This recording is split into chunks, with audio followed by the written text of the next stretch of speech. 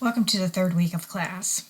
This week, we'll continue to discuss curriculum distinguishing formal from informal curriculum, and we're going to analyze the application of learning theories to the design and revision of a curriculum. So you do have 3 chapters to read this week, a discussion question, and then your first formal assignment.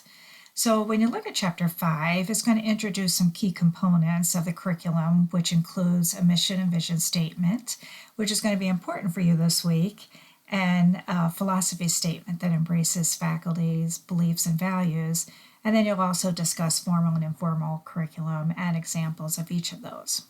Chapter 6, you're going to describe the implementation of curriculum through the application of learning theories such as behavioralist learning theory, cognitive learning theory, and more, and learner-focused instructional strategies, which you may be familiar with, such as problem-based learning, team-based learning, flipped classroom, or simulation.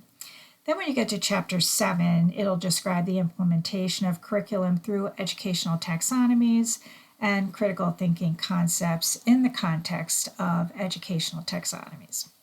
Then you'll move to the discussion question, which will be based off of these readings, and you want to focus on the application of learning theories to formal and informal curricula design and revision.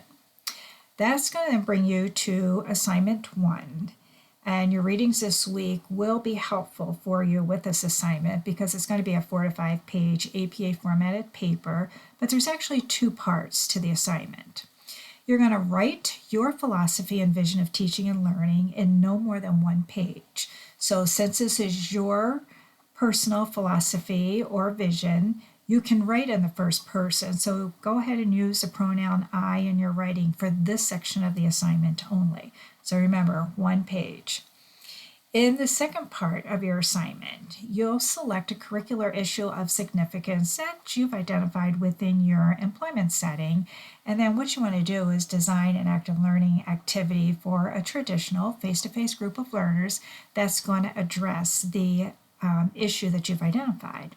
You'll align this learning activity with an active learning theory that you just read about. But one of the very important things that you'll see in the rubric is that you need 3 learning outcomes that connect with this issue that you've identified.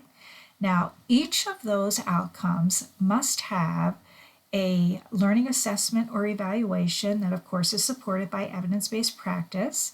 And then also you must have 1 ELA or an expected level of achievement for each outcome. So 3 outcomes, and each outcome will have its own assessment and its own ELA. Now, examples of some of the active learning activities and theories are provided in the assignment link. However, it's not an exhausted list, so you may know some or have used maybe some other activities that you would like to use to write up for this face-to-face assignment, which is perfectly fine. This is just to give you a little bit of an idea to help you to kind of brainstorm. Now, if you do not work in an academic setting, you may want to talk with someone who teaches and ask them for guidance on maybe developing outcomes along with the assessment and the ELA if you haven't done this at your particular place of employment. But what I will do is just give you an example of 1 outcome, 1 assessment, and then 1 ELA, just so that we're all on the same page with what the requirement is. So I've identified that my students are having a hard time with head-to-toe assessments when they get into the clinical setting. So my outcome is going to be that students will document a complete head-to-toe physical assessment on an adult patient during the simulation active learning activity. And then the way I'm going to assess this, so my assessment or evaluation is going to be that the simulation coordinator will observe the student during a simulated head-to-toe assessment using a standardized skills checklist. And then the ELA, or the expected level of achievement, is that students will complete 100% of the required steps on the skills checklist with no more than 2 minor errors. So that's an example of 1 outcome, 1 assessment, and 1 ELA. I hope that's helpful for you. But then do review your rubric, follow the rubric for this assignment, because you'll see that there are 3 of these that you have to do, because I don't want any of you to miss any points just because you didn't read the rubric thoroughly.